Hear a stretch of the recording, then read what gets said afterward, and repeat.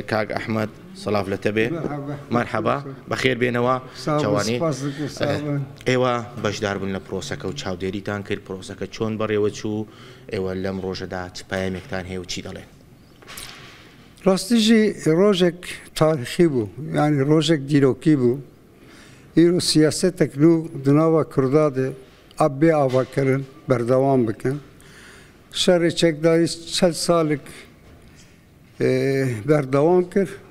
لیکن ام باوریا ما کی پسکریکا کرد دریات سیاستک دموکراتیک ده چاره سر ببین ایروش افغاناتی آویتن برای جلانشی به بریاری به قراری ایروش با پکک شر چکداریش بردن دریات سیاست دموکراتیک ده خبری خستم بکن شنودن امجی همو سیاست مداری ایرو باکورجی جبو آشتیاک برومت جبو حقوقی گلی کرد راستیجی چه امکانی به خباتی به می خباتی خبر دوام بکن زیاده بکن. باسی حقوقی گلی کردت کرد کواتا پیوست دوای ام پروسه چی بکره بتایبتی للاین ولاتی ترکیه و. ولاتی ترکیه هفدیتن چه دبن؟ نه کمیسیونک پارلمانتو آوا بکن دوی کمیسیونشی ده جبو حقوقي قال كرد جبو كفيه قال كرد شاب آواكر دوي قومسيونه دوي نقاش شبابن باش دوي قومسيونه هم كانت تصناب بيجن لدخوازيا ما وكفيه عدالته حمو قلب براتي وكفيه جيانا كتفد بمشينه راستي شي هم دخوازن او ببن هم دخوازن قال كرد قال ترك قال عرب در رجلات نافين ده حمو قال بالديالوغي وبحفظوا حمو قلب شهر حرمات بكن وي آوائي أنجاق أم كان روشلاتان نافين ده ديمقراطية بينن وكفية بينن عدالة بينن إيرو أو دمائي أسبابارم كي لتركي جي لباشور جي لباكور جي روش بروش ديمقراطي بنقهاوي أو آفابه في تشيبه وصرفي أساسي حمو سياسة مداري كرد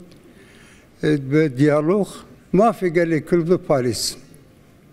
حمو يعني ام باشور باكور بتشبه حمو سياسه باشور رولي سركرداياتي باشور تشي بولم بروسيا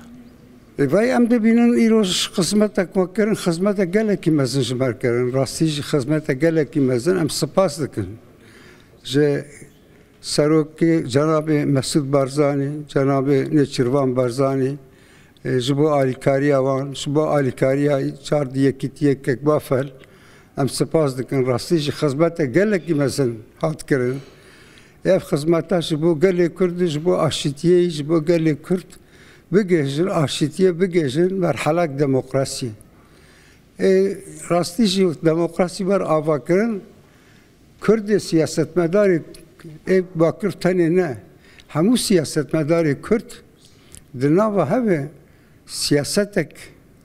هلبش بمشينن اوج مرقلك جرينج مهمه بيويست دواي امرو شي بكري ما عنده بوي كشف بخو ببرا بيويست شي بكري لا داهاتو لتنروجي داهاتو ومانغو باخو بلنكاتي اين دبوي بروسكا بقات امانجي كوتاي بله اماç ايرو ديالوغا قدرناوا devlet adayı, em beşin Türkiye o başvurdu diyaloğa keyi, ev diyalog jibo mafegeli Kürtler meşandın. El baş rastijiz başvuru Türkiye ticaret eşeği bekil emlerim beri. Le vakta mafegeli Kürt hat rojeve gerek hamu siyaset medari Kürt mafegeli Kürt be Paris'in. Yani de xaziye meve از باورم ایروش او روزایی ایروش او روزاتی. پرساک ما تو آوی خوب بله ما دار احمد ترک که شانده کماندون تازه گراونه توا برز احمد ترک داوی آوی کرد او کی خورد و دوباره اسم ولای که احمد هفدیتنا و امرو چه دبی لگل سیاست وانی دی که لباشور یا خودی و ودگرن بو باکوری کردستانی. بفهم نکرست. اود دگرنو باکوری کردستانیان هفدیتنی ولی اود به کومنو جوینی ولیره. بله جوینی میشه چه ببین محقق. افروسک بمشه امو حمو سیاست مداری کرد نرین وانا می بستینن کاچد بیجن داخوازی آوان چلن لوی پروشه چاوا دنارن لوی مشا ما چاوا دنارن دوی آویدی کان چه آلیکاریه بکن یعنی آلیکاری عقلی آلیکاری ده هشمندی نه آلیکاری چی کانون چه بکن راستیشی ام دخوازن و کنفرانسه که کنگره دنا و کرداد چه ببین ام همو مافی گلی کرد دخوازی گلی کرد بین روجوی